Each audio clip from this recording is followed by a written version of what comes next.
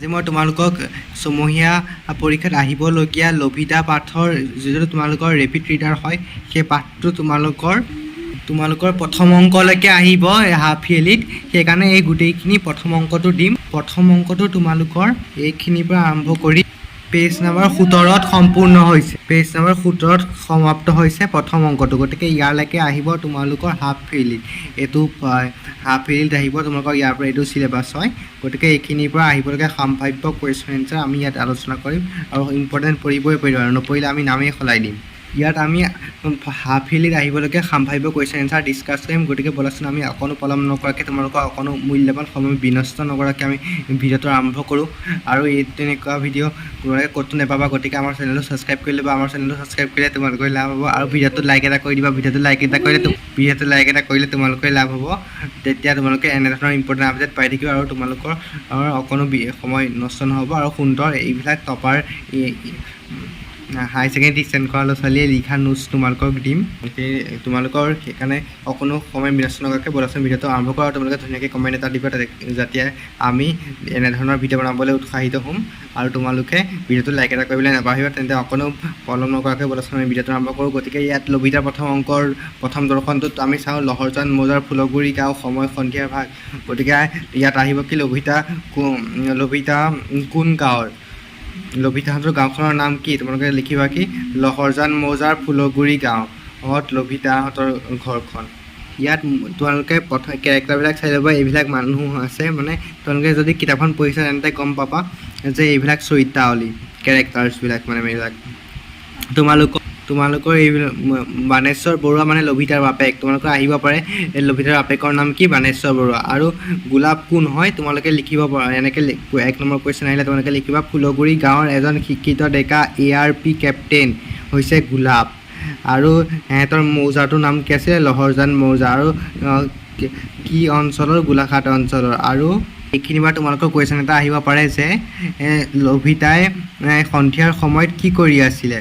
তোমালোকে লিখিবা বাণেশ্বৰ বৰুৱাৰ গাভৰু জীয়েক লভিতাই সন্ধিয়া সময়ত চোতালতে মুহা এটাত বহি এৰী সূতা কাটি আছিল। মই আণ্ডাৰলাইন কৰি দিছোঁ ব্লু পেন দি। তোমালোকে চাগে নিশ্চয় দেখিছা। লভিতাৰ বান্ধৱীকেইজনীৰ নাম কি? সোণ, ৰূপ আৰু হীৰা। তোমালোকৰ ইয়াৰ পৰা আৰু এটা কুৱেশ্যন আহিব পাৰে যে ইয়াত আণ্ডাৰলাইন কৰাটো প্ৰথমে পঢ়িলেও মহাত্মা গান্ধী মানে মহাত্মাৰ ভাৰত ত্যাগ মন্ত্ৰই ভাৰতক এক নতুন জাগৰণে জগাই দিছে। গতিকে তোমালোকৰ ইয়াৰ পৰা কুৱেশ্যন এটা আহিব পাৰে যে সেই সময়ত কোনটো আন্দোলন চলিছিল? ভাৰত ত্যাগ মন্ত্ৰ। এইটো তোমালোকে লিখিবা। গতিকে ইয়াৰ পৰা তোমালোকৰ পেজ নম্বৰ 6 পৰা তোমালোকৰ আৰু এটা কুৱেশ্যন আহিব পাৰে যে পেজ নম্বৰ 6 পৰা আৰু এটা কুৱেশ্যন আহিব পাৰে যে মানে ব্ৰিটিছক সমৰ্থন কৰা দেশকেইখনৰ নাম কি আছিলে? এইটো তোমালোকে লিখিবা আমেৰিকা আৰু ৰুছ। আৰু আনপক্ষে জাৰ্মানীক সমৰ্থন কৰা দেশকেইখনৰ নাম কি আছিল? ইটালী আৰু জাপান। জাপানক সমৰ্থন কৰা দেশকেইখনৰ নাম আছিল ইটালী আৰু জাপান। 12 নম্বৰ পেজৰ পৰা আৰু এটা কুৱেশ্যন এনেধৰণে আহিব পাৰে যে এইটো মই তোমালোকক ইয়াৰ আগত চমু এনচাৰবিলাক 1 নম্বৰ কুৱেশ্যনবিলাক তোমালোকক আলোচনা কৰি আছোঁ। তেনেকুৱা ধৰণৰ কুৱেশ্যন আহিব পাৰে, কিন্তু এতিয়া মই তোমালোকক অকণমান লং কুৱেশ্যন আলোচনা কৰিম যেনেকুৱা ধৰণৰ 4 নম্বৰ 5 নম্বৰ দি আহিব পাৰে। গতিকে 4 নম্বৰ 5 নম্বৰ দিটো আহিবই, টোটেল 10 নম্বৰ ইয়াৰ পৰা আহিব। গতিকে ইয়াৰ পৰা তোমালোকে আহিব পাৰে যে লভিতাৰ বাপেকৰ কেনেকৈ মৃত্যু হৈছিল? তোমালোকে এইখিনিৰ পৰা বৰ্ণনা কৰি দিবা। এইটো ভালকৈ পঢ়িলে তোমালোকে গম পাই যাবা। বাকী যদি নাজানা তেনেহ'লে কমেণ্ট কৰিবা, তেন্তে মই কমেণ্টত ৰিপ্লাই দি দিম।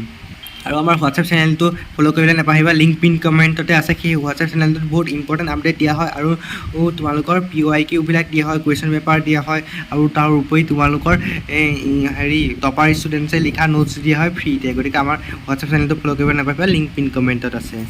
এই পাঠটোৰ পৰা তোমালোকৰ আৰু এটা কুৱেশ্যন এনেধৰণে আহিব পাৰে যে গাঁওখন খালী কৰাৰ পিছত মানুহবিলাকৰ কেনেকুৱা ধৰণৰ অৱস্থা হৈছিল বৰ্ণনা কৰা বিৱৰণ কৰা। এনেকৈ তোমালোকৰ 4 নম্বৰ দি আহিব পাৰে। এইটো ইমান এটা ইম্পৰ্টেণ্ট নহয়।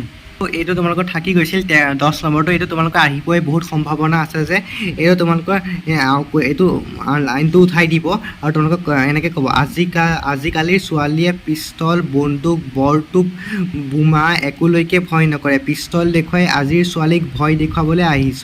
এই বুলি কোনে কাক কৈছিল?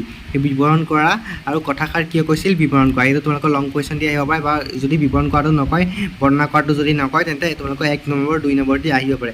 আৰু তলৰ দিয়াটো আহিব পাৰে যে মই গান্ধীৰ বহীত নাম লিখোৱা নাই, জানিবি বেপাৰ এই বুলি কোনে কাক কৈছে, গতিকে এই বুলি লভিতাই ব্ৰিটিছ দাৰোগা এজনক কৈছিলে, এই বুলি তোমালোকে লিখিবা, তেন্তে ফুল নম্বৰ পাবা। আৰু মই যি কৈছোঁ সেইবিলাকত যদি তোমালোকে লিখা ফুল নম্বৰ সম্পূৰ্ণ নম্বৰ পাবা। এইটো তোমালোকৰ এইটো লাইনো উঠাই দিব পাৰে যে কাৰণ পিষ্টলটো ক'ত টিপা মাৰি ফুটাব লাগে চাহাব সেইটো মই নাজানো, এই বুলি কোনে কাক কৈছিল, লভিতাই পুলিচ চাহাবক কৈছিলে।